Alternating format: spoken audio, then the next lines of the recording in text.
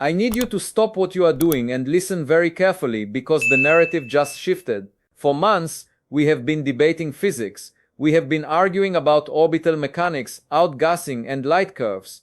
We thought this was a scientific debate. We were wrong. As of December 31st, 2025, this is no longer just a science story. It is an intelligence story. I want you to go to the comments section right now. I want you to type the word rock if you believe the official NASA narrative that 3I Atlas is just a dirty snowball melting in the sun. Or, I want you to type the word Glomar if you think the government is hiding the most significant discovery in human history.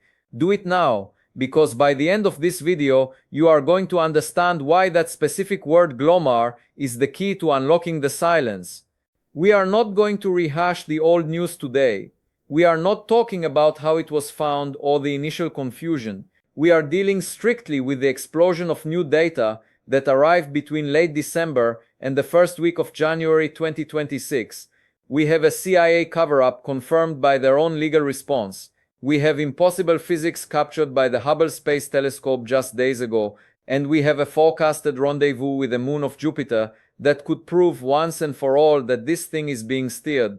Let's start with the most unsettling update. On New Year's Eve, a researcher named John Greenwald Jr., a man famous for using the Freedom of Information Act, or FOIA, to pry secrets out of the government, received a response from the Central Intelligence Agency. He had filed a simple request for records related to the interstellar object 3I Atlas. Now, normally, if you ask the CIA about a comet, they give you a standard dismissal. They say, "We don't track comets, talk to NASA," or "no records found." It is a boring bureaucratic rejection. That is not what happened. The CIA replied with a very specific legally loaded phrase. They stated that they can neither confirm nor deny the existence or non-existence of records related to 3I Atlas. In the intelligence world, this is known as the Glomar Response. It is a legal shield named after a Cold War operation involving a sunken Soviet submarine. The CIA uses this response only when admitting that records exist would reveal classified sources and methods. They use it for spy satellites. They use it for covert military coups. They use it for nuclear secrets. They do not use it for ice and rock drifting through space. Think about the implication. If NASA is telling the truth and this is just a natural comet, why does the CIA have files on it that are so sensitive they cannot even admit they exist? Why is a rock treated as a matter of national security? Professor Avi Loeb at Harvard immediately pointed out the contradiction. If it's natural, it's public science. If it's classified, it's a threat or a technology. This is the first official crack in the wall of silence. They are investigating a black swan event in the dark while telling us it's just a white swan in the light. But while the spies are hiding files, the object itself is putting on a show that defies physics. We need to talk about the new images from the Hubble Space Telescope taken just a few days ago on January 7, 2026. When astronomers look at comets, they expect tails. That is comet physics 101. The solar wind pushes gas away from the sun. The tail points away from the heat. It is simple, it is predictable, but 3I Atlas has decided to rewrite the textbook. The new Hubble images show a prominent anti-tail. This is a jet of material pointing directly at the sun. Now skeptics will tell you this is an optical illusion, a trick of perspective caused by Earth's position. But the team at Harvard analyzed the geometry and the illusion theory falls apart. This jet is real. It is tightly collimated, which is a fancy way of saying it is a focused beam, not a messy spray. It is 11 times longer than it is wide, extending for roughly 400,000 kilometers toward the star it is supposed to be fleeing from. To the untrained eye, it looks like a spike. To an aerospace engineer, it looks like an exhaust plume. It looks like a craft fighting against the solar wind, using thrust to stabilize its trajectory. Some observers have even noted that the structure, a triple jet system, looks suspiciously symmetrical, almost like the rear profile of a fighter jet. And here is where the scientific bias kicks in. When Professor Loeb tried to publish a paper on this anomaly in a prestigious journal, the editor rejected it, without even sending it to peer review. The reason? They claimed it would be of limited interest to the community. Limited interest, an interstellar object with a sunward-facing jet that defies standard comet behavior, is of limited interest. This is the academic equivalent of the Glomar Response. They don't want to touch it. But the story gets stranger, because 3I Atlas isn't just venting gas, it appears to be navigating. We need to talk about where it is going next. According to the latest trajectory forecast, 3I Atlas is not just drifting aimlessly out of the solar system, it has a scheduled appointment. Mark the dates March 16th and March 17th, 2026 on your calendar. On March 16th, the object will cross into Jupiter's Hill sphere, the region where the giant planet's gravity dominates. It will pass within 53 million kilometers of Jupiter. But the very next day, on March 17th, it will make its closest approach to a specific irregular moon named Eupheme.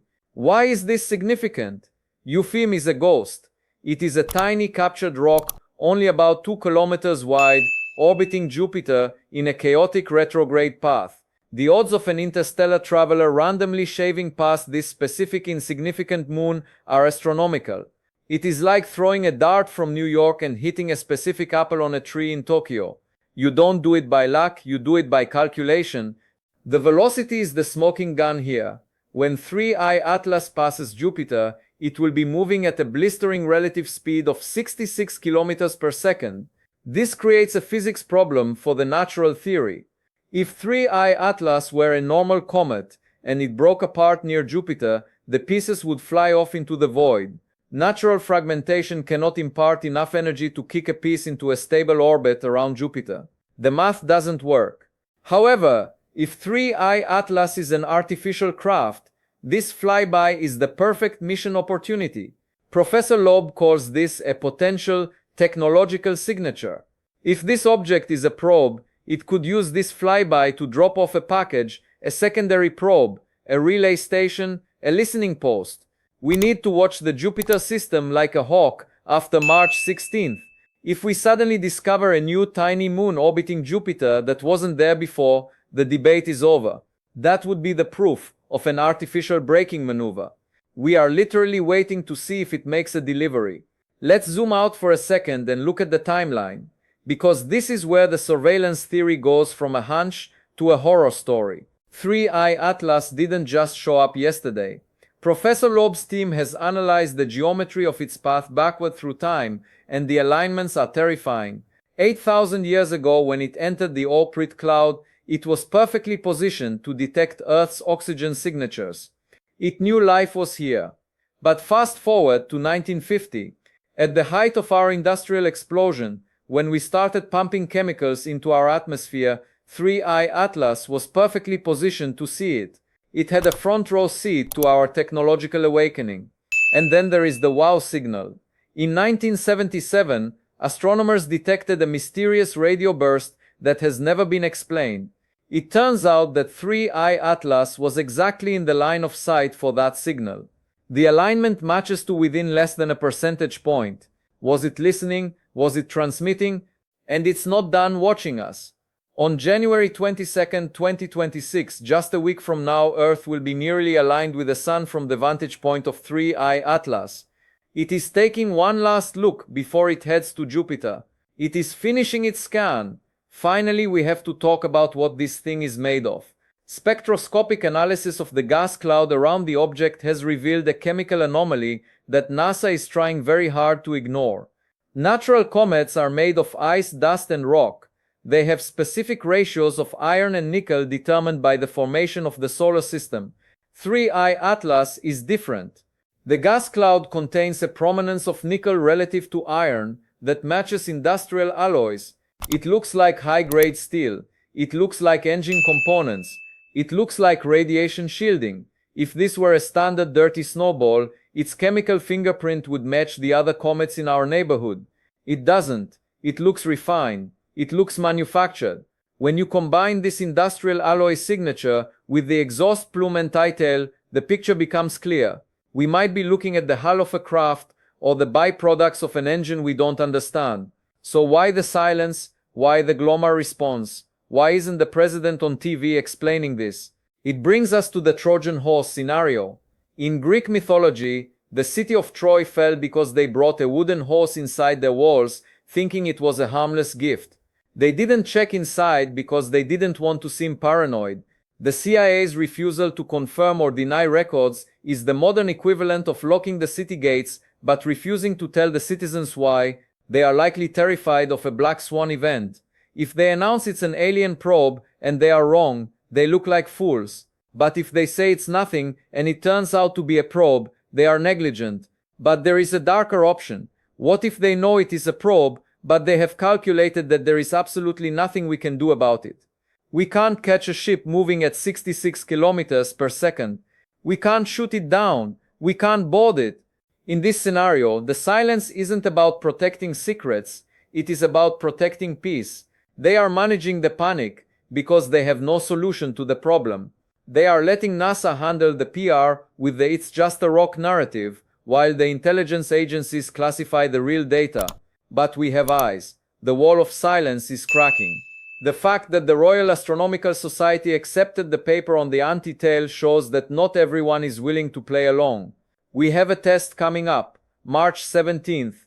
Jupiter, UFIM. If 3I Atlas releases a probe at Jupiter, if we see that impossible maneuver manifest as a new moon around the giant planet, then the Glomar response won't matter.